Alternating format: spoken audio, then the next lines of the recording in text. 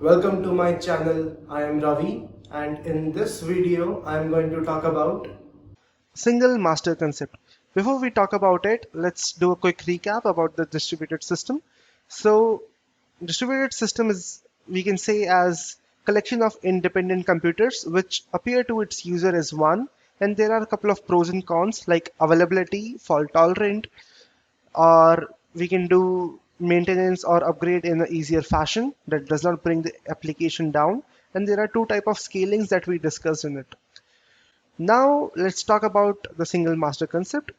So we can think of a very simple application where we have one client, a application backend, and a database instance. So here's the architecture of it. What all places do you think is a single master? The first one is on the backend, since we have just one instance. So we can say that, okay, we have one instance, this is a single master. Second is on the database side.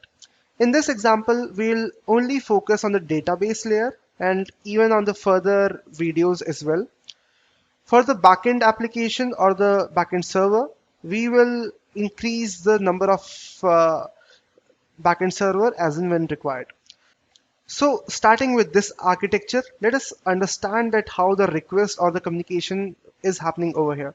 So client make a request to the backend. It can be for read or write request.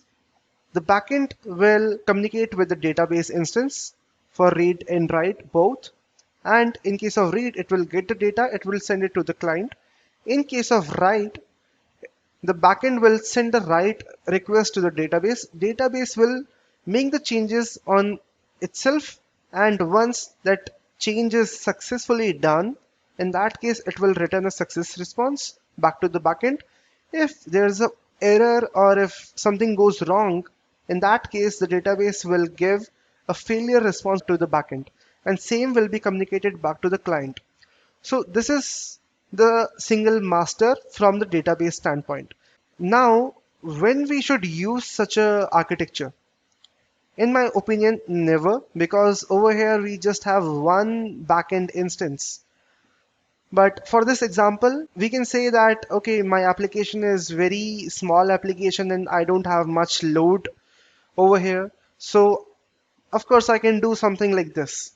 But assume application gained a lot of popularity and now I am receiving 100 requests per hour.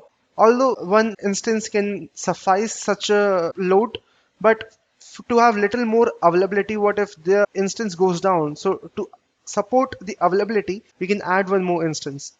Now assume that the application is quite popular and we are getting 1000 requests per second.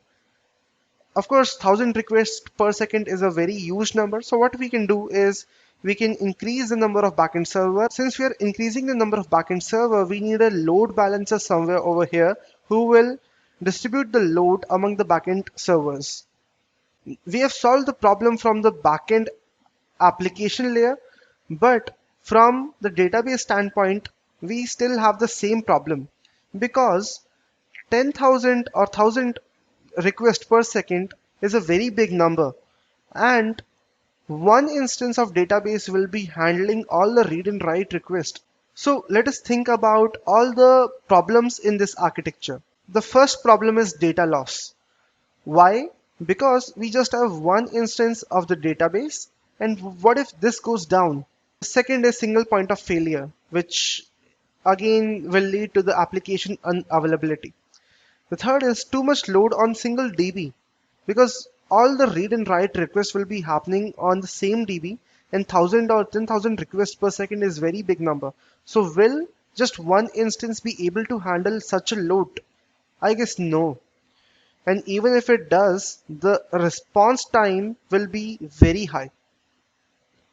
So these are the four problems which we discussed about the single master concept. Now, how should we solve this? So there are a couple of strategies. The next one what we will discuss is master slave concept. To understand the master slave concept, please follow along with me in the next video.